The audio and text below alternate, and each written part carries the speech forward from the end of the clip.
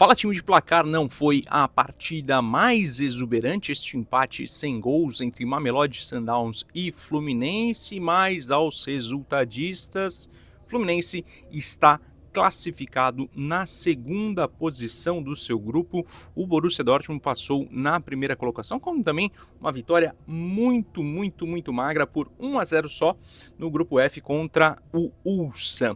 O técnico Renato Gaúcho, à beira do campo aqui no estádio Hard Rock Stadium, não estava exatamente muito contente, era o que a gente poderia sentir, tamanha a agitação do treinador, reclamando bastante, principalmente com o seu setor mais ofensivo, que não conseguia criar as jogadas no primeiro tempo, não ficou com a bola, em determinado momento lá do segundo tempo, puxando aqui as estatísticas na minha cola, o Mamelodi Sundowns teve 56% de aproveitamento, 35% de aproveitamento melhor dizendo não, de posse de bola, 56% de posse de bola, 35% de posse de bola para o Fluminense e 9% aquela conta que o grupo da FIFA, o grupo do Arsène Wenger faz, que é quando a bola está em disputa. O Fluminense ainda não tem exatamente um adversário definido. As partidas da noite virão do grupo E entre Internacional de Milão e River Plate, partida que acontece lá em Seattle a partir das 22 horas de Brasília,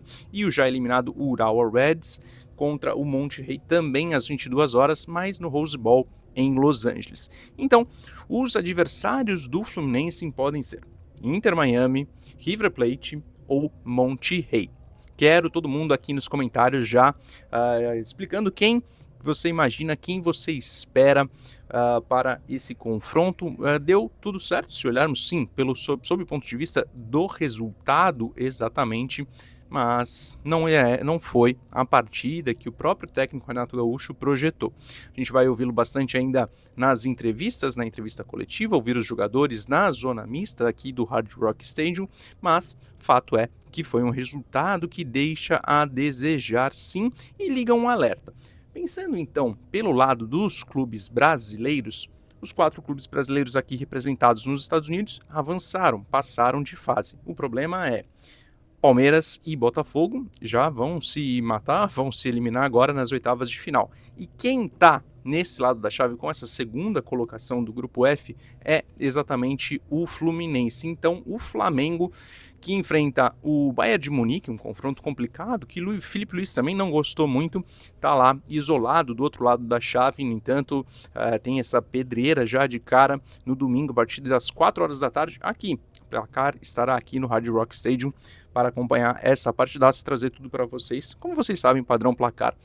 Por isso, já peço seu like, peço que se inscreva no canal também, deixe os comentários, ative o sininho e acompanhe tudo que a gente faz aqui nas redes sociais, também no site de placar, e o guia do Mundial de Clubes, que está espetacular, está nas bancas e também disponível na sua versão digital. Falando agora sobre o público, o Fluminense, quer queira, quer não queira, bateu 2 recordes negativos que está lá no site de placar, em matéria que mandamos agora há pouco, 2 recordes negativos neste Mundial.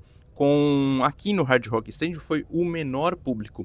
O estádio recebia uma média de 60 mil pessoas e com o jogo de hoje, com o jogo do Fluminense, essa média caiu para 52 mil pessoas. Ora, não sou sommelier de torcida, como a gente costuma brincar com quem dá palpite por tudo, mas o fato é que Mamelodi Sundowns e Fluminense, não é culpa apenas do Fluminense, trouxeram 14.312 pessoas. Isso fez a média derrubar bastante, então figura aí como um dos menores públicos do Mundial de Clubes como um todo, e o menor público, esse outro recorde negativo, de um time brasileiro na competição.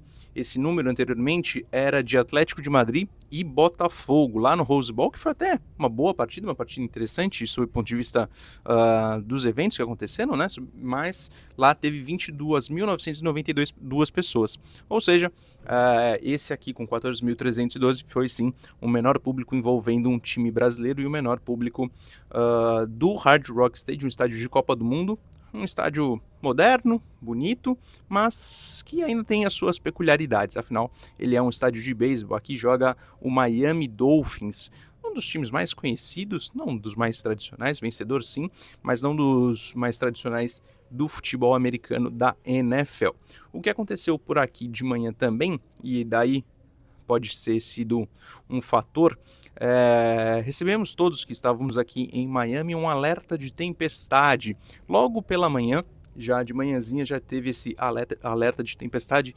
Isso inclusive ameaçou o início da partida, ameaçou um pouquinho do jogo, ameaçou adiar em pelo menos alguns minutos o jogo. A gente lembra que neste Campeonato Mundial de Clubes a FIFA não se fez de rogada e inclusive adiou, interrompeu, melhor dizendo, uma partida que estava com sol, falando, por exemplo, do Palmeiras lá em Nova Jersey, mas esses são os protocolos de segurança, eles têm que ser seguidos, a gente tem que também tratar com o maior respeito, mas aqui não foi o que aconteceu. A chuva deu uma trégua e faltando 40 minutos, pude colocar nos stories de placar exatamente essa informação, o céu já estava limpo, a condição do gramado era muito boa.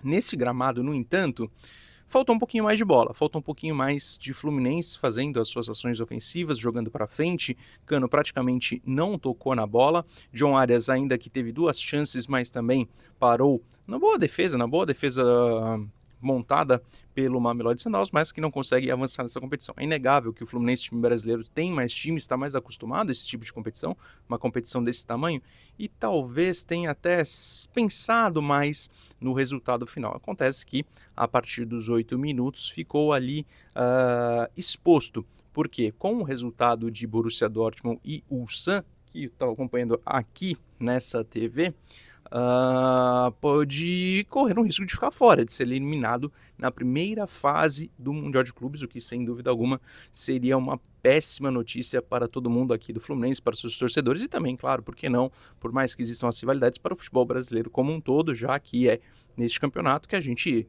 está se medindo com o futebol europeu, por exemplo. Por aqui é isso, apesar de adversário das oitavas de final ainda não definido, e repito, pode ser ou Internacional de Milão, ou River Plate ou Monterrey do México, o Fluminense encara um desses 3 times na segunda-feira, dia 30, em Charlotte, a partir das 16 horas. Vou ficando por aqui, um abraço a todos, até a próxima, tchau!